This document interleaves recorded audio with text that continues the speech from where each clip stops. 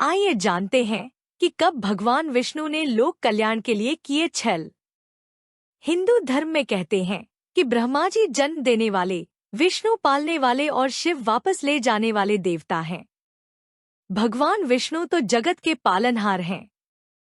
वे सभी के दुख दूर कर उनको श्रेष्ठ जीवन का वरदान देते हैं। जीवन में किसी भी तरह का संकट हो या धरती पर किसी भी तरह का संकट खड़ा हो गया हो, तो विष्णु ही उसका समाधान खोजकर उसे हल करते हैं। भगवान विष्णु ने ही नरसिंह अवतार लेकर एक और जहां अपने भक्त प्रहलाद को बचाया था, वहीं क्रूर हिरण्यकश्यपु से प्रजा को मुक्ति दिलाई थी। उसी तरह वराह अवतार लेकर उन्होंने महाभयंकर हिरण्याक्ष का वध करके देव, मानव और अन्य सभी को भयमुक्त किया था। उन्होंने ही महाबली और मायावी राजा बलि से देवताओं की रक्षा की थी। इसी तरह श्री हरि विष्णु ने कुछ ऐसे कार्य किए थे जिनको जन कल्याण के लिए किया गया छल कहा गया। यदि वे ऐसा नहीं करते तो कई देवी और देवताओं की जान संकट में होती। तो आओ जानते हैं श्री हरि विष्णु द्वारा जनहित में किए गए 5 छल। भस्मासुर के साथ छल। भस्मासुर का नाम सुनकर सभी को उसकी कथा याद हो आई होगी। भस्मासुर के कारण भगवान शंकर की जान संकट में आ गई थी। हालांकि भस्मासुर का नाम कुछ और था, लेकिन भस्म करने का वरदान प्राप्त करने के कारण उसका नाम भस्मासुर पड़ गया। भस्मासुर एक महापापी असुर था। उसने अपनी शक्ति बढ़ाने के लिए भगवान शंकर की घोर तपस्या की और उनसे अमर होने का वरदान मांगा, लेकिन भगवान शंकर ने कहा कि तुम कुछ और मांग लो। तब भस्मासुर ने वरदान मांगा कि मैं जिसके भी सिर पर हाथ रखूं वह भस्म हो जाए। भगवान शंकर ने कहा तथास्तु। भस्मासुर ने इस वरदान के मिलते ही कहा, भगवान क्यों न इस वरदान की शक्ति को परख लिया जाए। तब वह स्वयं शिवजी के सिर पर हाथ रखने के लिए दौड़ा। शिवजी भी वहां से भागे और विष्णुजी की शरण में छुप गए। तब विष्णुजी ने एक सुंदर स्त्री का रूप धारण कर भस्मासुर को आकर्षित किया। भस्मासुर शिव को भूलकर उस सुंदर स्त्री के मोहपाश में बंध गया। मोहिनी स्त्रीरूपी विष्णु ने भस्मासुर को खुद के साथ नृत्य करने के लिए प्रेरित किया। भस्मासुर तुरंत ही मान गया। नृत्य करते समय भस्मासुर मोहिनी की ही तरह नृत्य करने लगा और उचित मौका देखकर विष्णुजी ने अपने सिर पर हाथ रखा। शक्ति और काम के नशे में चूर भस्मासुर ने जिसकी नकल की और भस्मासुर अपने ही प्राप्त वरदान से भस्म हो गया।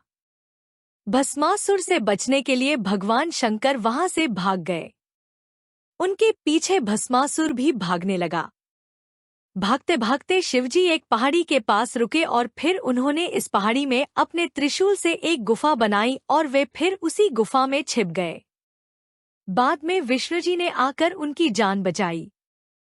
माना जाता है कि वह गुफा जम्मू से 150 किलोमीटर दूर त्रिकुटा की पहाड़ियों पर है। इन खूबसूरत पहाड़ियों को देखने से ही मन शांत हो जाता है। इस गुफा में हर दिन सैकड़ों की तादाद में शिवभक्त शिव की आराधना करते हैं। वृंदा के साथ छल। श्रीमद्देवी भागवत पुराण अनुसार जलंधर असुर शिव का अंश था, लेकिन उसे इसका पता नहीं था।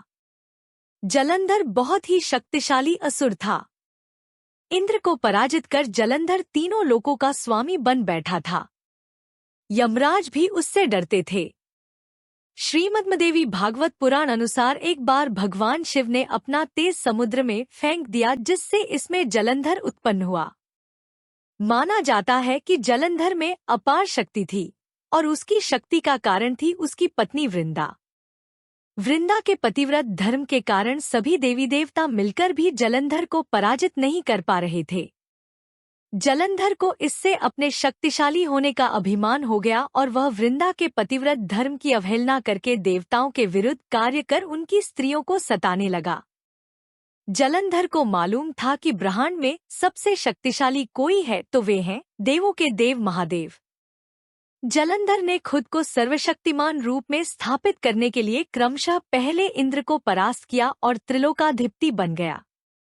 इसके बाद उसने विष्णु लोक पर आक्रमण किया। जलंधर ने विष्णु को परास्त कर देवी लक्ष्मी को विष्णु से छीन लेने की योजना बनाई। इसके चलते उसने बैकुंठ पर आक्रमण कर दिया, लेकिन देवी लक्ष्मी ने जलंधर से कहा कि हम दोनों ही जल से उत्पन्न हुए हैं, इसलिए हम भाई बहन हैं। देवी लक्ष्मी की बातों से जलंधर प्रभावित हुआ और लक्ष्मी को बहन मानकर बैकुंठ से चला गया।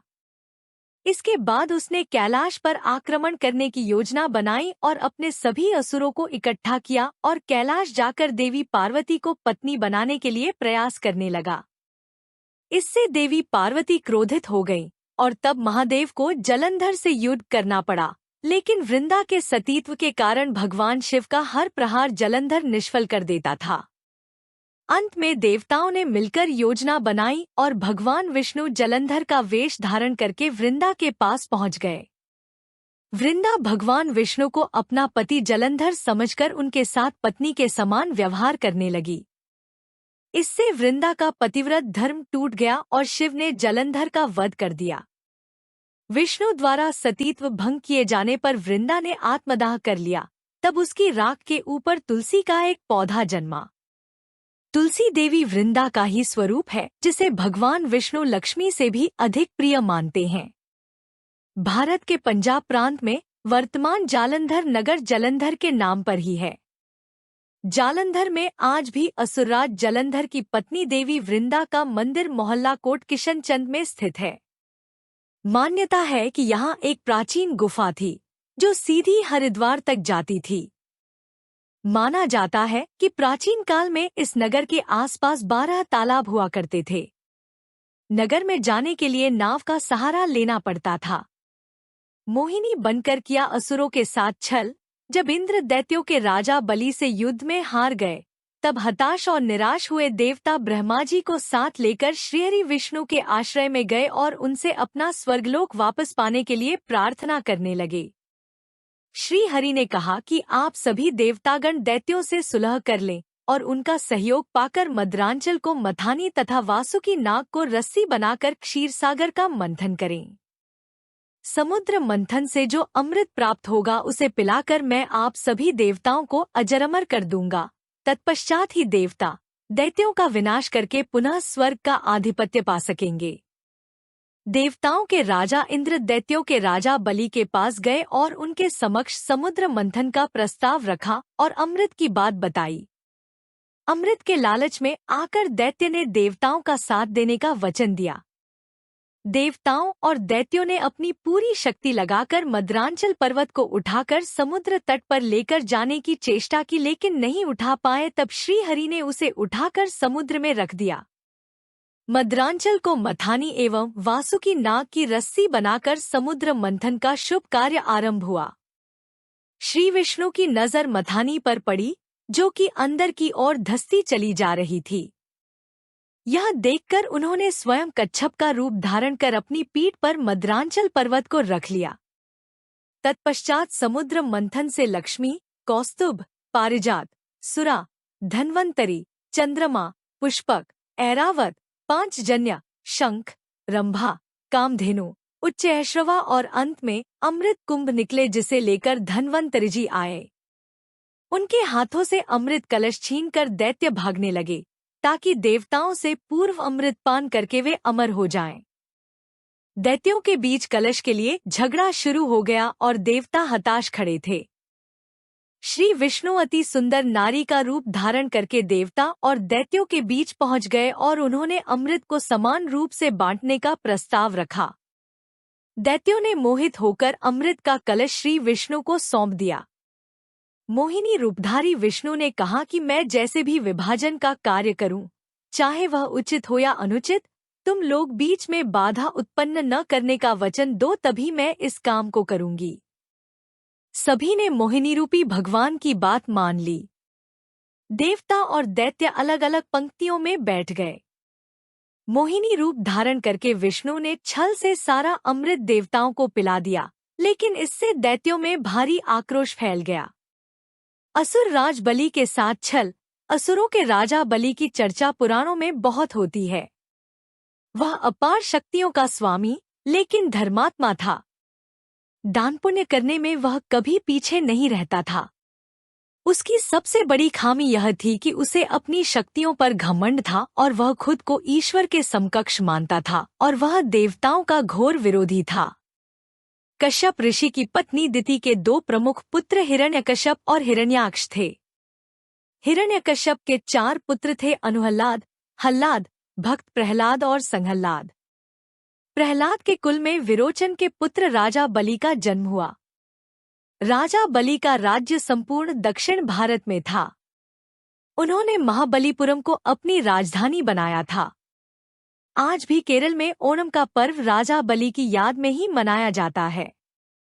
राजा बलि ने विश्व विजय की सोचकर अश्वमेध यज्ञ किया और इस यज्ञ के चलते उसकी प्रसिद्धि चारों ओर फैलने लगी। अग्निहोत्र सहित उसने 98 यज्ञ संपन्न कराए थे और इस तरह उसके राज्य और शक्ति का विस्तार होता ही जा रहा था। तब उसने इंद्र के राज्य पर चढ़ाई करने की सोची। इस तरह राजा बलि ने 99वें यज्ञ की घोषणा की और सभी राज्यों और नगरवासियों को निमंत्रण भेजा। देवताओं की ओर गंधर्व और यक्ष होते थे, तो दैत्यों की ओर दानव और राक्षस। अंतिम बार हिरण्यकशिपु के पुत्र प्रहलाद और उनके पुत्र राजा बलि के साथ इंद्र का युद्ध हुआ और देवता हार गए। तब संपूर्ण जम्बूद्वीप पर असुरों का राज हो गया। तब लेना पड़ा वामन अवतार। वामन श्री कश्यप तथा उनकी पत्नी अदिति के पुत्र थे। वे आदित्यों में 12वें थे। ऐसी मान्यता है कि वे इंद्र के छोटे भाई थे और राजा बलि के सौतेले भाई। विष्णु ने इसी रूप में जन्म लिया था। देवता बलि को नष्ट करने में असमर्थ थे। बलि ने देवताओं को यज्ञ करने जितनी भूमि ही दे रखी थी। तब सभी देवता विष्णु की शरण में गए। विष्णु ने कहा कि बलि भी उनका भक्त है, फिर भी वे कोई युक्ति सोचेंगे। तब विष्णु ने अदिति के यहाँ जन्म लिया और एक दिन जब बलि यज्ञ की योजना बना रहा था तब वे ब्राह्मण वेश में वहां दान लेने पहुंच गए। उन्हें देखते ही शुक्राचार्य उन्हें पहचान गए। शुक्र ने उन्हें देखते ही बलि से कहा कि वे विष्णु हैं। मुझसे पूछे बिना कोई भी वस्तु उन्हें दान मत करना। लेकिन बलि ने शुक्राचार्य की बात नहीं सुनी और वामन के दान मांगने पर उनको 3 पग भूमि दान में दे दी। जब जल छोड़कर सब दान कर दिया गया तब ब्राह्मण वेश में वामन भगवान ने अपना विराट रूप दिखा दिया। भगवान ने एक पग में भूमंडल नाप लिया, दूसरे में स्वर्ग और तीसरे के लिए बलि से पूछा कि तीसरा पग कहाँ रखूं। पूछने पर बलि ने मुस्कुराकर कहा, इसमें तो कमी आपके ही संसार बनाने की हुई। मैं क्या करूं भगवान, अब तो मेरा सिर ही बचा है। इस प्रकार विष्णु ने उसके सिर पर तीसरा पैर रख दिया। उसकी भक्ति से प्रसन्न होकर विष्णु ने उसे पाताल में रसातल का कलयुग के अंत तक राजा बने रहने का वरदान दे दिया। तब बलि ने विष्णु से एक और वरदान मांगा। राजा बलि ने कहा कि भगवान, यदि आप मुझे पाताल लोक का राजा बना ही रहे हैं तो मुझे वरदान दीजिए कि मेरा साम्राज्य शत्रुओं के प्रपंचों से बचा रहे और आप मेरे साथ रहें। अपने भक्त के अनुरोध पर भगवान विष्णु ने राजा बलि के निवास में रहने का संकल्प लिया। पातालपुरी में राजा बलि के राज्य में 8 प्रहर भगवान विष्णु सशरीर उपस्थित रह उनकी रक्षा करने लगे और इस तरह बलि निश्चिंत होकर सोता था और संपूर्ण पातालपुरी में शुक्राचार्य के साथ रहकर एक नए धर्म राज्य की व्यवस्था संचालित करता है। माता पार्वती के साथ छल। माना जाता है कि बद्रीनाथ धाम कभी भगवान शिव और पार्वती का विश्राम स्थान हुआ करता था। यहाँ भगवान शिव अपने परिवार के साथ रहते थे, लेकिन श्रीहरि विष्णु को यह स्थान इतना अच्छा लगा कि उन्होंने इसे प्राप्त करने के लिए योजना बनाई। पुराण कथा के अनुसार सतयुग में जब भगवान नारायण बद्रीनाथ आए तब यहाँ बद्रियों यानी बेर का वन था और यहाँ भगवान शंकर अपनी अर्धांगिनी पार्वती जी के साथ मजे से रहते थे। एक दिन श्रीहरि विष्णु बालक का रूप धारण कर जोर जोर से रोने लगे। उनके रुदन को सुनकर माता पार्वती को बड़ी पीड़ा हुई। वे सोचने लगी कि इस बीहड़ वन में यह कौन बालक रो रहा है, यह आया कहाँ से और इसकी माता कहाँ है। यही सब सोचकर माता को बालक पर दया आ गई। तब वे उस बालक को लेकर अपने घर पहुंची। शिवजी तुरंत ही समझ गए कि यह कोई विष्णु की लीला है। उन्होंने पार्वती से इस बालक को घर के बाहर छोड़ देने का आग्रह किया और कहा कि वह अपने आप ही कुछ देर रोकर चला जाएगा। लेकिन पार्वती माँ ने उनकी बात नहीं मानी और बालक को घर में ले जाकर चुप कराकर सुलाने लगी। कुछ ही देर में बालक सो गया। तब माता पार्वती बाहर आ गई और शिवजी के साथ कुछ दूर भ्रमण पर चली गईं। भगवान विष्णु को इसी पल का इंतजार था। इन्होंने उठकर घर का दरवाजा बंद कर दिया। भगवान शिव और पार्वती जब घर लौटे तो द्वार अंदर से बंद था। इन्होंने जब बालक से द्वार खोलने के लिए कहा तब अंदर से भगवान विष्णु ने कहा कि अब आप भूल जाइए भगवान, यह स्थान मुझे बहुत पसंद आ गया है, मुझे यहीं विश्राम करने दीजिए। अब आप यहाँ से केदारनाथ जाएं।